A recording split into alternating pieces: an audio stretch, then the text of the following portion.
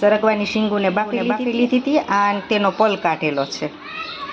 અને આ બધી સૂપ બનાવવા માટે એમાં નાખવાનું બધી થોડી થોડી આઈટમો છે. આ છે કેપ્સિકમ છે, ગાજર છે, કોબીજ છે, આ મકાઈ છે, આ લીલી મરચીનું કટિંગ છે ઝીણું, આ લસણનું કટિંગ છે, આ આદુનું કટિંગ છે અને આ કાંદાનું કટિંગ છે. હવે આપણે તેલ મૂકીએ 2 ચમચી જેટલું.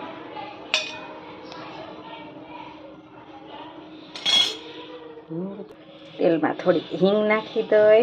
તેલ ગરમ થાય એટલે પછી લસણ અને આ કાંદો, આ અદરક અને આ મરચી, તેને થોડુંક સાંતળવા દેવાનું.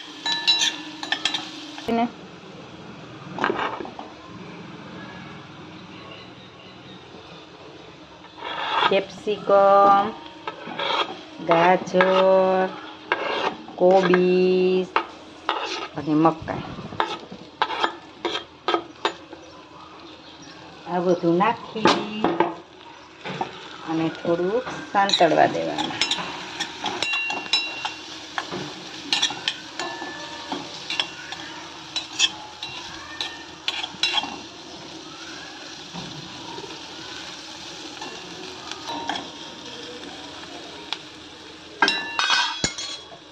ચચડવા માંડ્યું છે એટલે થોડુંક સ્વાદ પ્રમાણે નિમક નાખી દઈ. નિમક નાખી અને થોડુંક હલાવી અને 2 મિનિટ માટે ઢાંકણ ઢાંકી દઈ.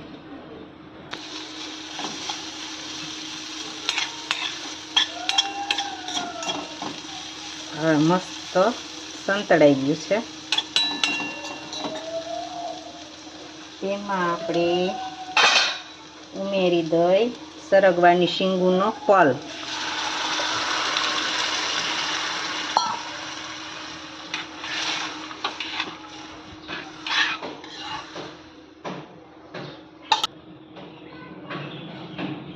થોડોક લીંબુનો રસ ટેસ્ટ માટે અને થોડો એવો ગોળ નાખીશું. અને ધાણા ઓલરેડી નાખી દીધા છે આપણે. અને થોડુંક તેને ગોળ અને લીંબુ છે ને જેમ આપણે પાછળથી નાખીને તેમ સારા.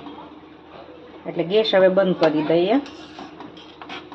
અને આ ડાયટમાં પીવા માટે સૂપ થઈ ગયું છે રેડી. આટલું સૂપ પી લઈએ આપણે એટલે સાંજ સુધી જમવા ન જોઈએ. જેને આ બીજી કોઈ સૂપની રેસીપી શીખવી હોય ને ડાયટ માટેની તો તે કોમેન્ટમાં કહેજો અને સબસ્ક્રાઈબ કરજો. બાય.